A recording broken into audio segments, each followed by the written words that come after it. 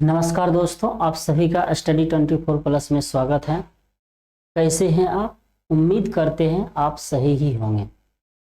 मेरे भाई, आज प्रॉफिट एंड लॉस का छठा वीडियो लेके आए हैं। मेरे भाई, यदि आप इससे पहले जो भी वीडियो आया है, अगर वो वीडियो नहीं देखे हैं तो आप ज़रूर देख लें। जो भी क्वेश्चन लेके आए हैं सभी क्वेश्चन मोस्ट इम्पोर्टेंट क्वेश्चन है और किसी न किसी एग्जाम में पूछा गया है। आज हम अनुपात पर आधारित प्रश्न यानी प्रॉफिट एंड लॉस का अनुपात पर आधारित प्रश्न लेके आए हैं और मोस्ट इम्पोर्टेंट है और ये भी एग्जाम में पूछा गया क्वेश्चन है। तो चलिए चलते हैं क्वेश्चन की ओर। मेरे भाई, एक चीज ध्यान दीजिएगा, यदि प्रश्न में एक भाषा आता है जिसमें का अथवा से लगा रहे हैं, तो जिस राशि के साथ का अथवा से लगा रहे हैं उसको हर मान लेते हैं। हर बोले तो बट्टा, बट्टा में जो नीचे रहता है वो, और बाकी को अंश। ये ध्यान में जरूर रखिएगा कि जिस राशि में का अथवा से लगा रहे हैं उसको नीचे मान लेंगे, बाकी को ऊपर। तो इसी कॉन्सेप्ट पर आधारित आज प्रश्न पढ़ने वाले, ध्यान से देखिएगा। चलिए चलते क्वेश्चन की ओर। ध्यान से देखिए मेरे भाई, और क्वेश्चन यहाँ पे लग चुका है। देखिएगा, यदि एक वस्तु के लाभ और बिक्री मूल्य के बीच 1:5 का रेशियो है, तो वस्तु के बिक्री मूल्य बोले तो विक्रय मूल्य और लागत मूल्य बोले तो क्रय मूल्य, ये दोनों के बीच रेशियो पूछ रहा है। तो मेरे भाई आप ये बता दीजिए, ये आपका क्या है? प्रॉफिट है P, और ये आपका सेलिंग प्राइस है। मेरे भाई आप बताइए, ये 1 का लाभ हुआ है और 5 का बिक्री मूल्य है। तो मेरे भाई आप ही बता दीजिए आप खरीदे कितना में होंगे? तो बोलिएगा यहाँ पे 4 का चीज 5 में बेचे तब तो 1 का लाभ होगा। बस हो गया। अब कह रहा है बिक्री मूल्य और लागत मूल्य का रेशियो बताइए। मेरे भाई यही तो आपका हो गया आंसर, 5:4। 5:4 आपका ऑप्शन नंबर सी आपका राइट आंसर हो जाएगा। सी आपका राइट आंसर हो जाएगा। बस आपको ये ध्यान देना है कि आखिर 5 में बेचे तो 1 का लाभ हुआ, तो आखिर खरीदे कितना में होंगे? तो बोलिएगा हम 4 में खरीदे होंगे। कितना में? 4 में खरीदे होंगे। इसलिए मेरे भाई ये हो जाएगा सेलिंग प्राइस, ये हो जाएगा कॉस्ट प्राइस। और आपके पहले सेलिंग प्राइस पूछ रहा है, बाद में कॉस्ट प्राइस पूछ रहा है, दोनों का रेशियो ही हो जाएगा 5:4। चलते हैं नेक्स्ट क्वेश्चन की ओर। नेक्स्ट क्वेश्चन ध्यान दीजिएगा। चलिए ध्यान दीजिए, दूसरा क्वेश्चन ध्यान से। एक खिलौने को अंकित मूल्य के 20/31 पर बेचने से 20% की हानि होती है। पहले ना इस पे आप फोकस कीजिए। अंकित मूल्य में के, इसका मतलब है अंकित मूल्य में के है तो अंकित मूल्य क्या हो जाएगा? नीचे वाला। तो यहाँ पे देखिएगा ध्यान से, यहाँ पे हम 2 चीज लिखेंगे, मार्केट प्राइस बोले तो MD, ठीक है। और यहाँ पे देखिए अंकित मूल्य में के, तो अंकित मूल्य कितना हो जाएगा? 31, और 20 में बेचा तो SP कितना हो जाएगा मेरे भाई? तो आप बोलिएगा 20। ध्यान दीजिएगा, ये 2 चीज रेशियो तो आपको लिखना ही होगा। आप ये चीज को लिखने के लिए यदि आप समझ गए बहुत अच्छे, तो बाकी आप समझ जाइएगा। बस अंकित मूल्य में के था तो अंकित मूल्य नीचे यानी 31, बाकी जो बचा वो विक्रय मूल्य। कह रहा है जैसे 20 में बेचे ना 20% की हानि होता है। तो कह रहा है अंकित मूल्य और क्रय मूल्य का अनुपात बताइए। मेरे भाई ध्यान दीजिएगा, ये सेलिंग प्राइस 20 के रेशियो में दिया है, इसको हमको बनाना है क्या? Cost price. क्या बनाना है? Cost price. तो विक्रय मूल्य यहाँ पे 20 में बेचा है 20 के रेशियो, और मेरे भाई बताइए 20% हानि पर विक्रय मूल्य कितना होता है? आप बोलिएगा कितना? 80 होता है। तो विक्रय मूल्य का तुलना विक्रय मूल्य से निकालना है, क्रय मूल्य तो 100 से गुना कर देना। 20 चौका 80 हो जाएगा और ये 25 चौका 100 हो जाएगा। तो मेरे भाई आप जल्दी से बता दीजिए ये क्रय मूल्य कितना निकला, बोलिएगा 25।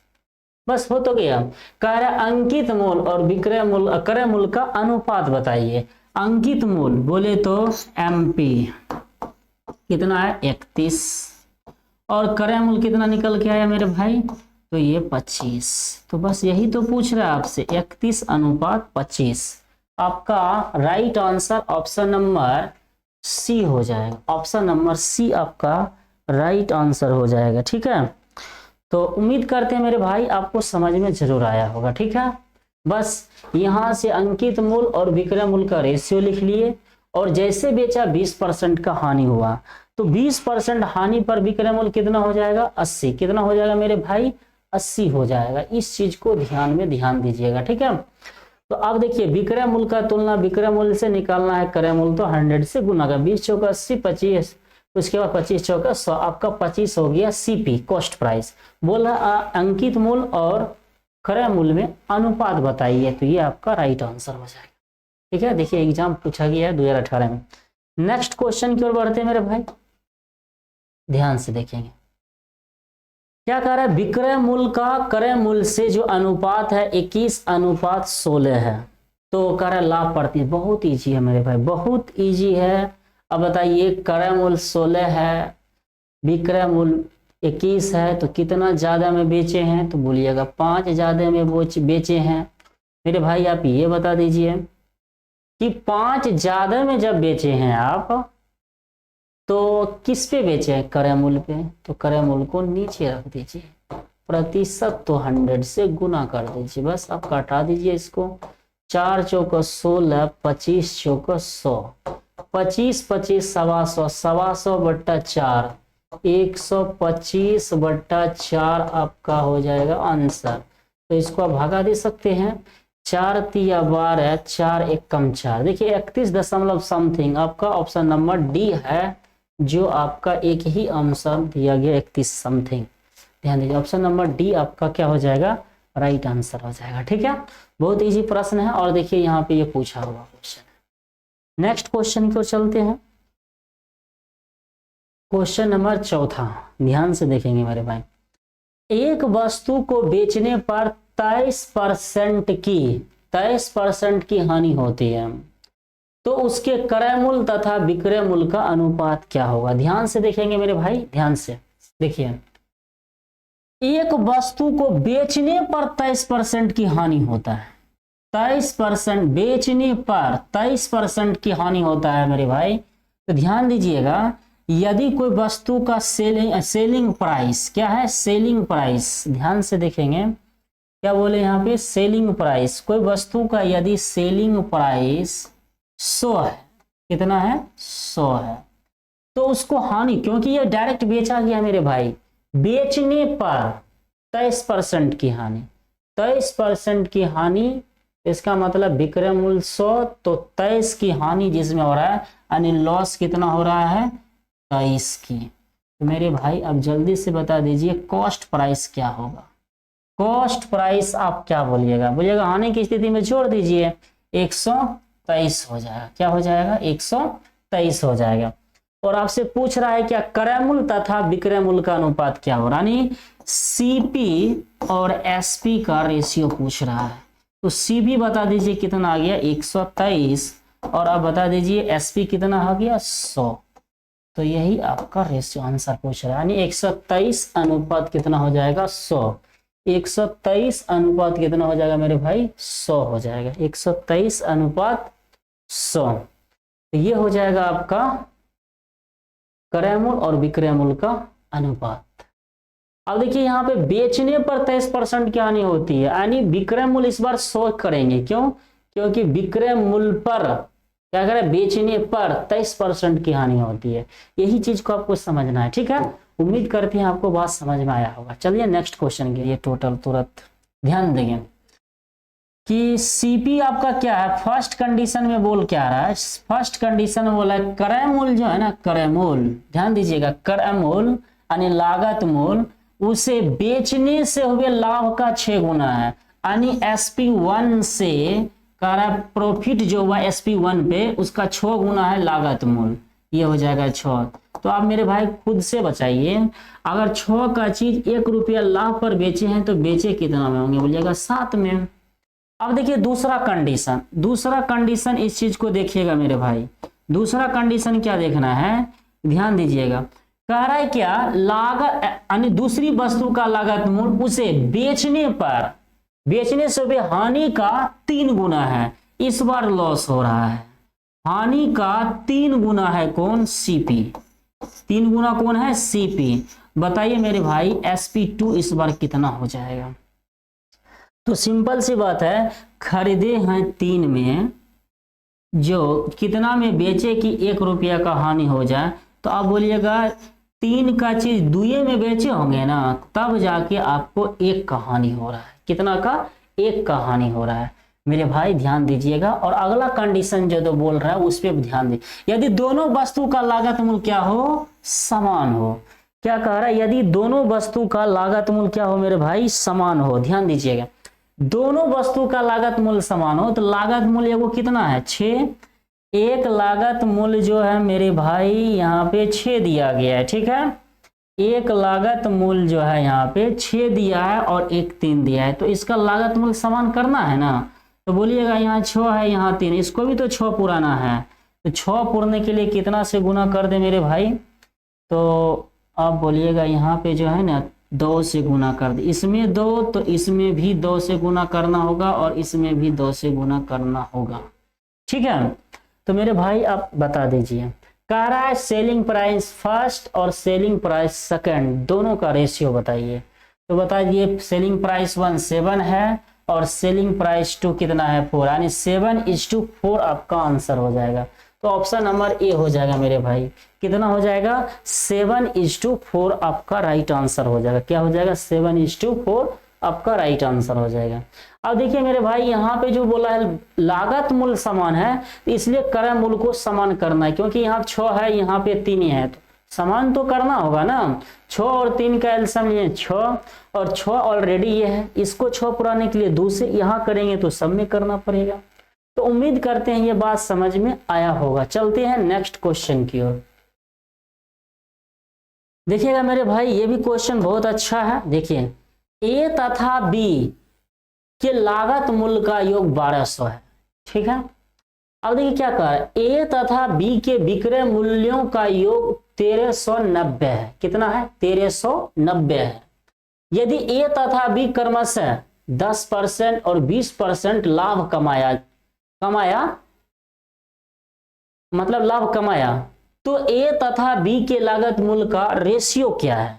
मेरे भाई एक बात बताइए, ये जो 1200 रुपया है इसमें आपको पता है ए का क्रय मूल्य कितना है और बी का क्रय मूल्य कितना नहीं मालूम है। तो आप मान लीजिए, देखिए यहाँ पे ये जो 1200 रुपया है मेरे भाई, ये 1200 जो सीपी दिया है टोटल, इसमें ए का रुपया कितना मान लेते हैं x रुपया है, और बी का क्रय मूल्य कितना हो जाएगा 1200 माइनस x मान लेते हैं, ठीक है। अब मेरे भाई ध्यान दीजिएगा, कह रहा है ए का क्रय मूल्य, ये हुआ आपका ए का क्रय मूल्य और ये हो मान लेते हैं बी का क्रय मूल्य, ठीक है। कह रहा है ए तथा बी के विक्रय मूल्य का योग, और ए विक्रय मूल्य का योग कितना है 1390 है। यदि ए तथा बी क्रमशः, ध्यान दीजिएगा मेरे भाई, ये क्या कह रहा है, ए तथा बी क्रमशः 10% और 20% पे बेचा है। अगर ए 10% पे बेचेगा तो बेचेगा कितना में, 110% में, यानी क्रय मूल्य का 110%। अब आराम से कर सकते हैं x का 110%। ध्यान से मेरे भाई, b जो है ना 20% के लाभ पे बेचा है, तो मेरे भाई ये बताइए b का क्रय मूल्य कितना है x, और इसका जो है ना 120% के लाभ पे बेचा है विक्रय मूल्य। मैंने भाई ये भी विक्रय मूल्य, ये भी विक्रय मूल्य, दोनों विक्रय मूल्य का योगफल कितना दिया गया है, तो बोलिएगा 1390 दिया है। कितना दिया गया है 1390। बस कैलकुलेट कर देना है, कैलकुलेट कर लीजिए मेरे भाई। यहाँ पर देखिए 110x%, ध्यान दीजिएगा, प्लस ये हो जाएगा बरबरा 44 से 144 पे 3 गो 0, ठीक है, इतना %, ठीक है, माइनस यहाँ पे 120x%, ध्यान दीजिए, और यहाँ पे क्या हो जाएगा 1390। अब इसको कैलकुलेट कर दीजिए मेरे भाई। यहाँ पे देखिए 110 x% में से माइनस 120%, 20x% घट जाएगा तो बोलिएगा माइनस 10x% हो जाएगा। कितना हो जाएगा? Minus 10x%। मेरे भाई परसेंट को उड़ाइएगा तो डबल जीरो नीचे आएगा और डबल जीरो कट जाएगा। ये 1440 जाके घटा दीजिए उधर। तो अब बोलिएगा यहाँ पे 1390 माइनस 1440 घटा दीजिए। जैसे आप घटाइएगा मेरे भाई ध्यान दीजिएगा, तो यहाँ पे आपको आएगा कितना? देखिए 10 में से 0 में से 0 जाए 0, ठीक है। 14 में से 9 जाए 5 और यहाँ पर बच जाएगा कितना? 13 में से 13 जो खत्म ना हो जाएगा यानी 50, यानी माइनस ये माइनस मेरे भाई खत्म हो जाए। इस परसेंटेज को लाएंगे बट्टा में 100 आ जाएगा, 1 0 से 1 0 खत्म, 10 से गुना हो जाएगा। अर्थात मेरे भाई x बराबर कितना आ जाएगा? तो बोलिएगा x बराबर जो है ना 500 आ जाएगा। कितना आ जाएगा? 500। मेरे भाई यदि ये 500 है, ये आपका 500 है, तो ये कितना होगा? बोलिएगा 700 होगा। कितना होगा? 700 होगा। और आपसे पूछ रहा है कि दोनों के लागत का रेशियो क्या होगा? मैं 2 कट यानी 5:7। 5:7 ऑप्शन नंबर ए हो जाएगा मेरे भाई। क्या हो जाएगा? 5:7 ऑप्शन नंबर ए आपका राइट आंसर हो जाएगा। तो उम्मीद करते हैं बात को समझे होंगे, ठीक है। चलते हैं नेक्स्ट क्वेश्चन की ओर। दो वस्तुओं की कीमतें 4:5 के अनुपात में है। यदि पहले की कीमत में x% की वृद्धि हुई हो और दूसरे की कीमत में 30% की कमी हुई हो, तो ए और बी की नई कीमतें 10:7 के अनुपात में होगी, तो x का वैल्यू क्या होगा? जैसे बोल रहा है वैसे कर देना, मेरा ज्यादा दिमाग लगाना नहीं है, ठीक है। तो कह रहा है क्या? दो वस्तुएं हैं और दो वस्तुओं का कीमत जो दिया गया है मेरे भाई, जो कीमत दिया गया है 4:5 दिया गया है, ठीक है। ध्यान दीजिए, कह रहा पहले की कीमत में x% की वृद्धि कर दिया जाए। ये 4 है ना, 4 का x% वृद्धि का मतलब 100 में x बढ़ा के यानी 100 प्लस x% की वृद्धि कर दिया जाए, ठीक है। और दूसरी वस्तु में क्या कह रहा है? 30% की कमी कर दिया जाए। तो 30% कमी का मतलब 70% कर दिया जाए। ये कर दिए मेरे भाई। अब देखिए कह रहा है ये रेशियो कितना हो जाता है नया? 10:7 हो जाता है। 10:7 हो जाता है। बस आपको करना है परसेंट से परसेंट काट देना है, ठीक है। ये 4 से गुना कर लीजिए ना, 400 हो जाएगा, ये प्लस 4x हो जाएगा अनुपात। ध्यान दीजिएगा 7 × 5 = 35, 350 हो जाएगा और ये 10:7 हो जाएगा। मेरे भाई नजदीक का नजदीक से, दूर का दूर से गुना तो कर ही सकते हैं, तो कर दीजिए। तो यहाँ पे 7 चौका 2800 हो जाएगा, 2800 प्लस 7 चौका 28x हो जाएगा और यहाँ पे 3500 हो जाएगा नजदीक का नजदीक से, ठीक है। अब देखिए 2800 घटेगा 700, 7 चौका 28। मेरे भाई यहाँ पे आपको समझ में आ रहा है, यानी डायरेक्ट लिखे क्या? डायरेक्ट नहीं लिखेंगे, ठीक है। चलिए यहाँ पे 3500 में 2800 घटेगा, कितना होगा? 700। अब मेरे भाई 7 चौका 28, 25 चौके 100, यानी x बराबर कितना आ जाएगा? 25। तो आपसे क्या पूछा है? x का मान कितना होगा? तो आपका राइट आंसर क्या हो जाएगा? 25 आपका राइट आंसर हो जाएगा। 25 आपका क्या हो जाएगा? राइट आंसर हो जाएगा। उम्मीद करते हैं कि बात को समझे होंगे, ठीक है। चलते हैं नेक्स्ट क्वेश्चन की ओर। देखिए यहाँ पे किसी ट्रांजैक्शन पर एक दुकानदार लागत मूल्य पर 400% मुनाफा कमाता है। मेरे भाई लागत मूल्य पर, यदि लागत मूल्य 100 है तो वो 400 कमाता है, यानी लाभ है 400। तो मेरे भाई वो बेचा कितना में होगा? बोलिएगा 500 में बेचा होगा। क्लियर है यहाँ तक? आगे देखते हैं। यदि लागत मूल्य 100% बढ़ जाती, मतलब पहले 100 था तो 100 बढ़ा देंगे तो कितना होगा? 200। अब कह रहा और बढ़ जाती है और विक्रय मूल्य में परिवर्तन नहीं होता है, तो नए लाभ और विक्रय मूल्य के बीच कितना? ध्यान से समझेंगे मेरे भाई। पहले यहाँ पे पहला कंडीशन में यदि क्रय मूल्य मेरे भाई अगर 100, ध्यान दीजिएगा, चलिए क्रय मूल्य मेरे भाई यहाँ पे यदि 100 लेते हैं तो कह रहा है उसको 400% मुनाफा मतलब लाभ हुआ, तो मेरे भाई आप बता दीजिए उसको बेचे होंगे कितना में, तो बोलिएगा उसको 500 में बेचे होंगे। कितना में बेचे होंगे? 500 में बेचे होंगे। 100 क्रय मूल्य 400% हम मुनाफा कमा लिए, तो अब थोड़ा सोचिए बेचे कितना होंगे? 500 में बेचे होंगे। क्लियर है? यहाँ आगे देखिए, यदि लागत 100% बढ़ जाती है, मेरे भाई पहले लागत कितना था? 100, अब 100 बढ़ाएंगे तो कितना हो जाएगा? बोलिएगा 200 हो जाएगा। चलिए, नया क्रय मूल्य आगे देखिए। और विक्रय मूल्य में परिवर्तन नहीं होता है मेरे भाई, विक्रय मूल्य में कोई परिवर्तन नहीं होता है, मतलब 500 का 550 होगा।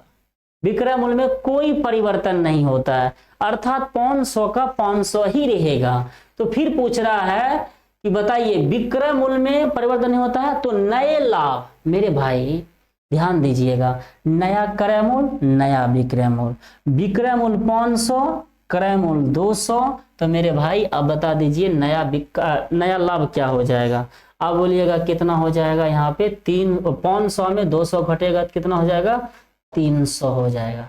कह रहा है नए लाभ और विक्रय मूल्य के बीच क्या अनुपात है? तो मेरे भाई ये विक्रय मूल्य कितना है? नया विक्रय मूल्य, तो बोलिएगा एसपी नया। इसको SP1 मान सकते हैं, नया है तो कुछ भी मान सकते हैं, लेकिन ध्यान में रहे कि ये नया है। ठीक है, चलिए 2 0 से 2 0 खत्म हो गया मेरे भाई। तो आपका आंसर 3:5 आ जाएगा।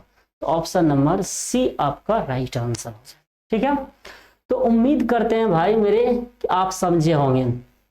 देखिए यहाँ पे पूछा गया है और 2019 यानी लेटेस्ट पैटर्न पर आधारित प्रश्न है मेरे भाई। ठीक है, तो उम्मीद करते हैं कि रेशियो से रिलेटेड जो भी प्रॉफिट एंड लॉस का क्वेश्चन था उसको हमने ला दिया। ठीक है, तो जितना भी आपको प्रॉफिट एंड लॉस पे आधारित वीडियो लाए मेरे भाई, एक बार पुनः सभी वीडियो को देखिए, सभी मोस्ट इंपोर्टेंट क्वेश्चन है और प्रीवियस ईयर का क्वेश्चन है। ठीक है, आपको पूरे मदद करेगा, पूरे मदद करेगा, और एक टाइप का क्वेश्चन एक जगह लाए हैं मेरे भाई। ठीक है, तो आज के लिए इतना ही मेरे भाई। यदि आपका देखिए होता क्या है, अगर आप सीख रहे होते हैं तो आपका अंदर से जवाब दे रहा होता है कि हम सीख रहे हैं।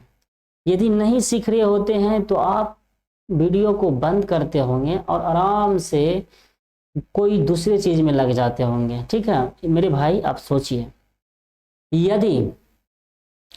यदि आप सीख जाते हैं तो कितना मजा आता है, यदि नहीं सीखते हैं तो कितना मूड ऑफ हो जाता है।